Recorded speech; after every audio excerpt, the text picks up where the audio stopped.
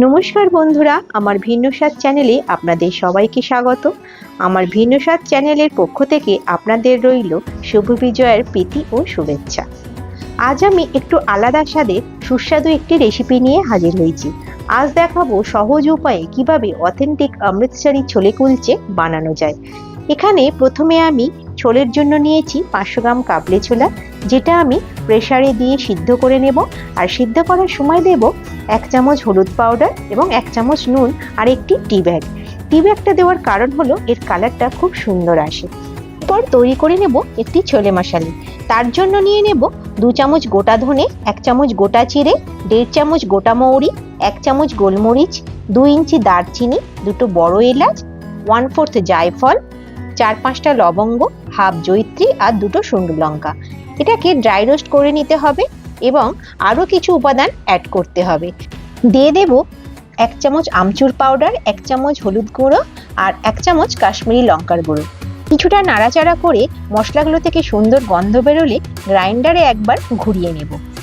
অন্যদিকে লাগবে 3টি মিডিয়াম সাইজ মিহি করে কুচানো পেঁয়াজ, 2টি মিহি করে কুচানো টমেটো আর 3 চামচ আদা রসুন কাঁচা লঙ্কা পেস্ট। তারপর একটি কড়াই গরম করে তাতে 1/4 কাপ তেল দিয়ে দেব এবং তেলটা গরম হলে কুচিয়ে রাখা পেঁয়াজগুলো দিয়ে দেব। পেঁয়াজগুলো হালকা ভাজা ভাজা হয়ে এলে এরপরে অ্যাড করব আদা রসুন কাঁচা লঙ্কার পেস্টটা।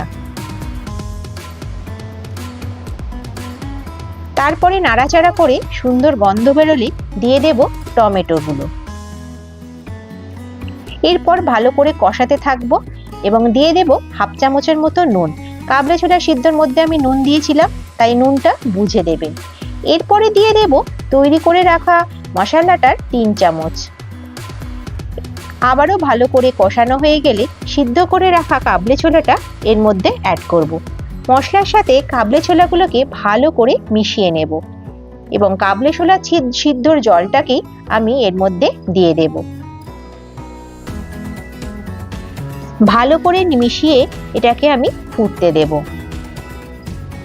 তারপরে অ্যাড করব পরিমাণ মতো মিষ্টি। এটা আপনারা আপনাদের স্বাদ অনুযায়ী অ্যাড করবেন। এটা কিছুক্ষণ ধরে হতে দিতে হবে। অন্যদিকে আমি একটি তড়কা তৈরি করব।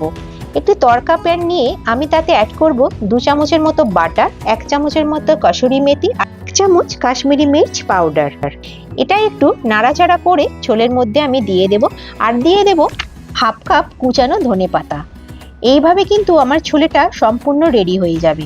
এবার পালা আমাদের কুলচা তৈরি করার জন্য। প্রথমে আমি ডো তৈরি করার জন্য নিয়ে নেব 4 কাপ ময়দা আর তার সাথে অ্যাড করব 1 কাপ টক দই, 1 চামচ নুন, 1 চামচ বেকিং পাউডার, 1 চামচ চিনি আর 1/2 কাপ তেল। এই সমস্ত উপকরণগুলিকে ভালো করে মিশিয়ে নেব। তারপর উষ্ণ গরম জল নিয়ে নেব এবং অল্প অল্প করে দিয়ে একটি সফট ডো তৈরি করে নেব। প্রয়োজন মতো অল্প অল্প জল দিয়ে আমি ডোটা রেডি করব। এটা একটা সফট ডো তৈরি করতে হবে। এরপর ক্লিন র্যাপ দিয়ে র্যাপ করে আমি এটাকে 2 ঘন্টার জন্য রেস্টে রেখে দেব।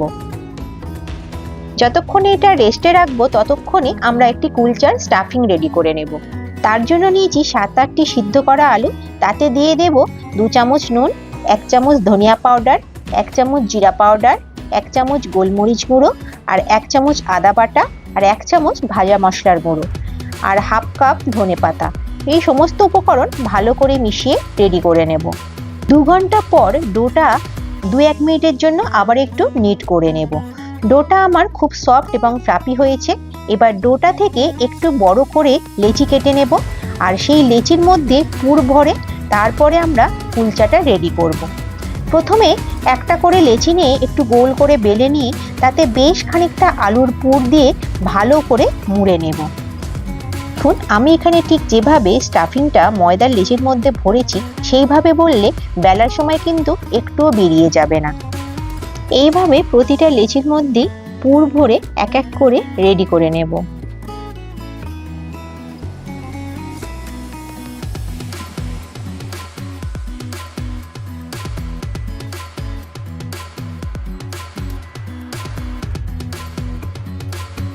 আমার এখানে প্রতিটা লেচিতে পুর ভরা হয়ে গেছে। এবারে একটা করে লেচি নিয়ে বেলে নেবার পালা। পুর ভরা লেচিগুলোকে প্রথমে আমি হাতের সাহায্যে একটু স্প্রেড করে নেব। তারপর তার মধ্যে দিয়ে দেব কিছুটা কুচানো ধনেপাতা এবং কিছুটা করে সাদা তিল। এরপর বেলনির সাহায্যে আমি সেটাকে একটু শেপ দিয়ে নেব। আমি এখানে লম্বা শেপের দিয়েছি, আপনারা আপনাদের পছন্দ অনুযায়ী শেপ দিয়ে নেবেন। একটু ধনেপাতা আর তিল দেবার ফলে এটা দেখতেও যেমন সুন্দর হবে, এর টেস্টটাও কিন্তু সুন্দর আসবে। এইভাবে এক এক করে আমি কুলচাগুলো বেলে নেব এবং একটি ফ্রাইং প্যান নিয়ে তার মধ্যে আমি শুকনো সেঁকে নেব। আমি দুপিঠ প্রথমে শুকনো সেঁকে নিয়ে তারপরে আমি একটি ব্রাশের সাহায্যে অল্প করে বাটার দিয়ে সেটাকে এপিট ওপিট করে নেব, ঠিক যেমনভাবে আমি এখানে দেখিয়েছি।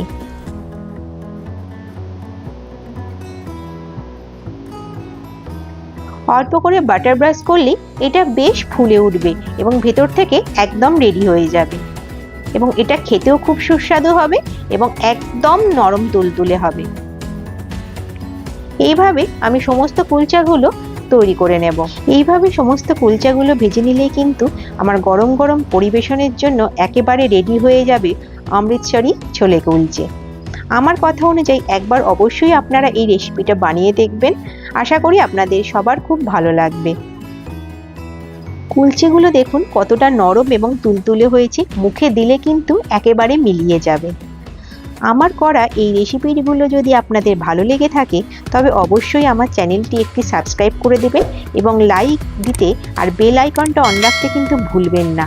ভালো থাকবেন, সুস্থ থাকবেন, ধন্যবাদ।